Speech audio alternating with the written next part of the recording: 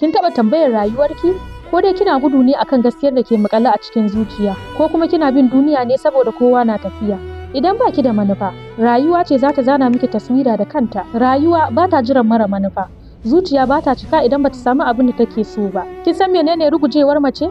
Lokacin da ta manta inda take so ta kai kanta, to daga wannan lokacin ta ruguje. Kin taɓa mu kanki tambaya? Ko dai rayuwa kike saboda wasu, ko kuma kina numfashi ne saboda ke? Domin mai bin mutane baya gano kansa, zai kare ni a hanya ba tare da ya isa gida ba. Idan kika ji an ce lokaci na tafiya, to ki sani rayuwa ma fa tana karewa. Kar ki bari kwanakin ki su kare tamkar manomin da bai san yadda ake noma ba. Ana ta wucewa, ke kuma kina ta kallo. Idan lokaci ya koma tarihi, babu wanda zai tambaye ki dalilin shirinki. Ki tsaya ki lissafa. Ni wa nake son zama? Ina nake so in kai kaina? Wai da me ma duniya za ta tuna da ni? Bayan babu raina.